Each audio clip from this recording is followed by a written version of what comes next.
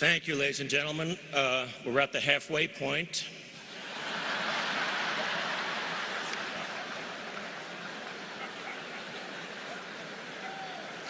I was clean-shaven when this started.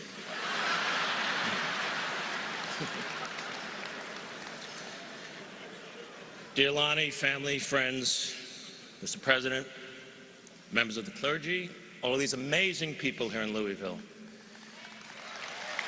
Today,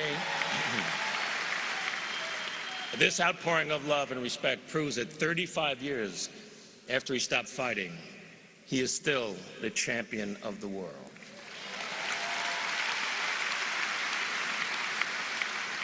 Last week, when we heard the news, time stopped.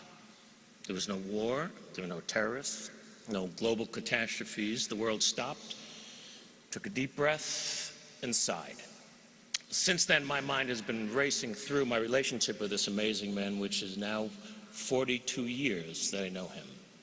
Every moment I can think of is cherished, and while others can tell you of his accomplishments, he wanted me to speak and tell you of some personal moments that we had together.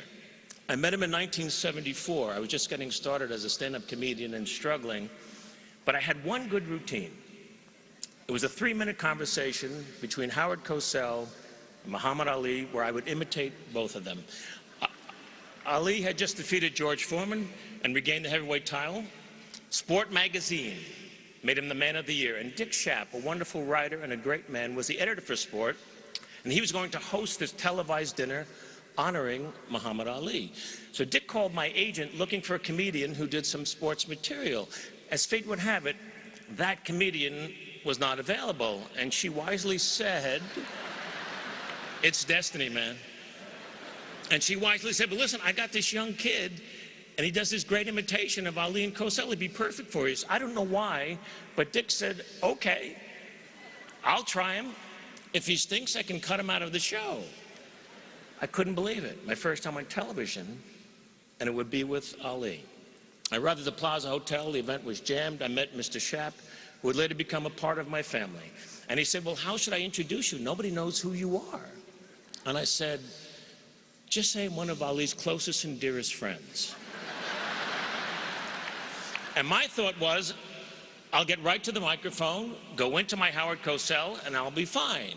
And then I nervously moved into the jammed ballroom, and that's when I saw him for the first time in person. It's very hard to describe how much he meant to me. You had to live in his time.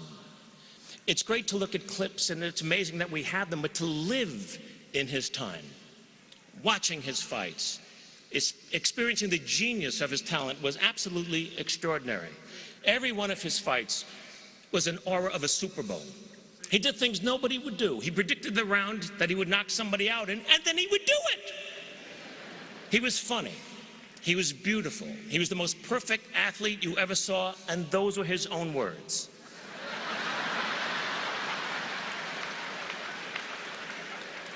But he was so much more than a fighter as time went on.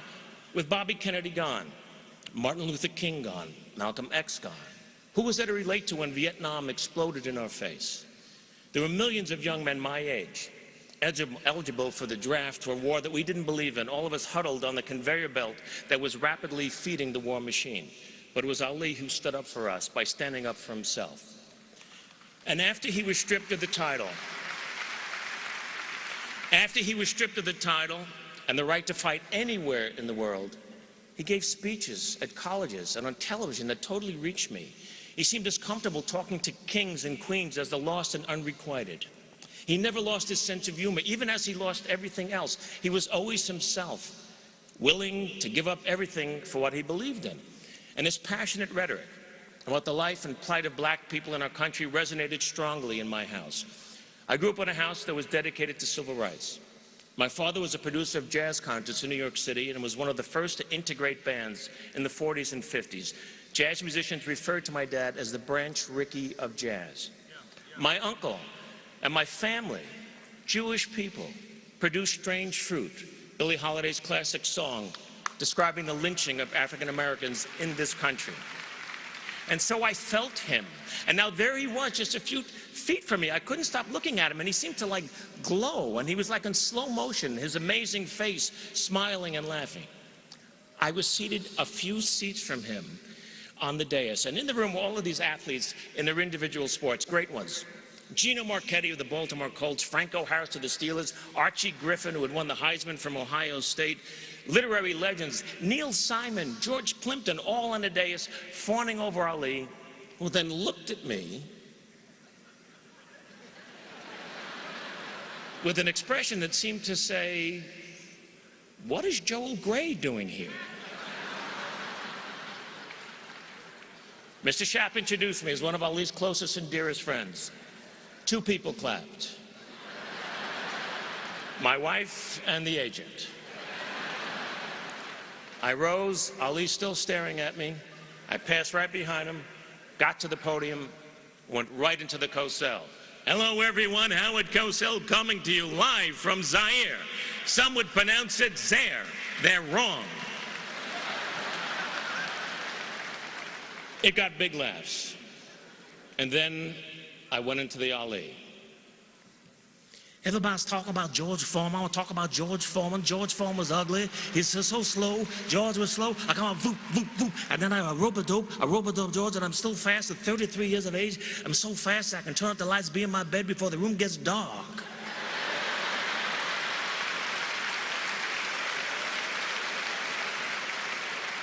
Howard, I'm announcing tonight that I got new religious beliefs. From now on, I want to be known as Izzy Yiskowitz. I am now an Orthodox Jew. Izzy Yiskowitz, I am the greatest of all time. The audience exploded. See, no one had ever done him before. And here he was, a white kid from Long Island, imitating the greatest of all time, and he was loving it. And when I was done, he gave me this big bear hug, and he whispered in my ear, "You're my little brother." Which is what he always called me until the last time that I saw him. We were always there for each other. If he needed me for something, I was there. He came to anything I asked him to do. Most memorable, he was an honorary chairman for a dinner and a very important event where I was being honored by the Hebrew University in Jerusalem. He did all of this promotion for it. He came to the dinner. He sat with my family for the entire evening. He took photographs with everybody. The most famous Muslim man in the world honoring his Jewish friend. And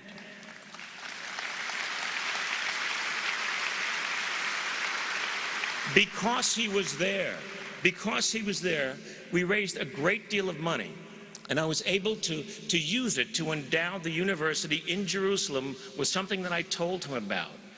And it was something that he loved the theory of, and it thrives to this day. It's called Peace Through the Performing Arts. It's a theater group where Israeli, Arab, and Palestinian actors, writers, and directors all work together in peace, creating original works of art. And that doesn't happen without him. I had so many funny, unusual moments with him. I sat next to him at Howard Cosell's funeral, a very somber day to be sure. Closed casket was on the stage. Muhammad and I were sitting somewhere over there next to each other. And he quietly whispered to me, "Little brother, do you think he's wearing his hairpiece?"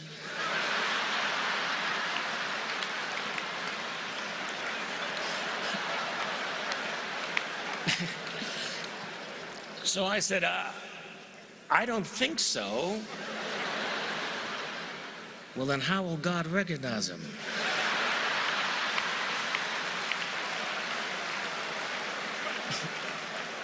So I said, "Champ, once he opens his mouth, God will know." So we started laughing. It was a muffled laugh at first, but then we couldn't contain ourselves. Here we were at a funeral, me with Muhammad Ali, laughing like 2 little kids who heard something dirty in church. You know, we're just laughing and laughing. And then he looked at me and he whispered, "Howard was a good man." One time he asked me if I would like to run with him one morning, do road work with him. I said, "Well, that'd be amazing. Where do you run?" He said, "Well, I run at this country club, and I run on a golf course early in the morning. It's very private. Nobody bothers me. We'll have a great time." And I said, "Champ, I can't run there. The club has a reputation for being restricted. Well, it's restricted me. They don't allow Jews there. They don't have any Jewish members. He was incensed. I'm a black Muslim, and they let me run there. Little brother, I'm never going to run there again. And he didn't.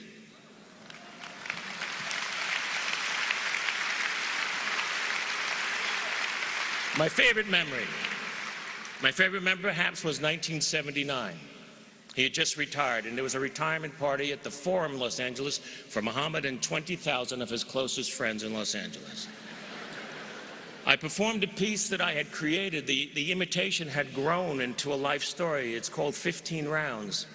And I play him from the age of 18 until he's 36, ready for the rematch with Leon Spinks. I posted it on the internet last week, footage that nobody had ever seen before, of me portraying Ali, doing his life for him all those years ago in 1979. There were 20,000 people there, but I was doing it only for him. It's one of my favorite performances that I've ever done in my life. I sort of got lost in him. I didn't even know where I was at the end of the performance. And suddenly I'm backstage with another heavyweight champion, Richard Pryor. And Pryor is holding on to me, crying. And then I see Ali coming. And he's got a full head of steam, and he's looking only at me, and he nudged Mr. Pryor aside, and he whispered in my ear with a big bear hug, "Little brother, you made my life better than it was." But didn't he make all of our lives a little bit better than they were?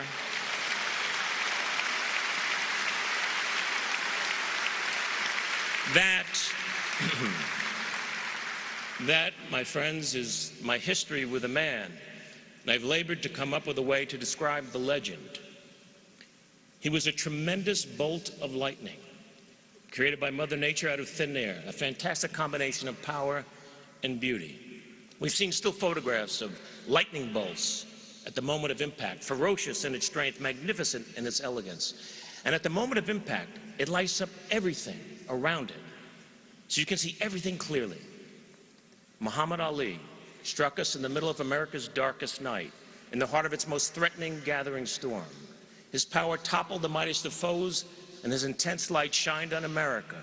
And we were able to see clearly injustice, inequality, poverty, pride, self-realization, courage, laughter, love, joy, and religious freedom for all. Ali forced us to take a look at ourselves. This brash young man who thrilled us, angered us, confused, and challenged us ultimately became a silent messenger of peace, who taught us that life is best when you build bridges between people, not walls.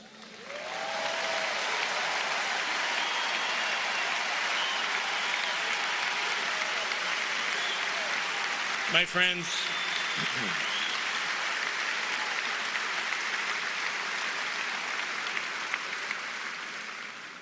only once in 1,000 years or so do we get to hear a Mozart or see a Picasso, read a Shakespeare. Ali was one of them, and yet, at his heart, he was still a kid from Louisville who ran with the gods and walked with the crippled and smiled at the foolishness of it all. He is gone, but he will never die. He was my big brother. Thank you.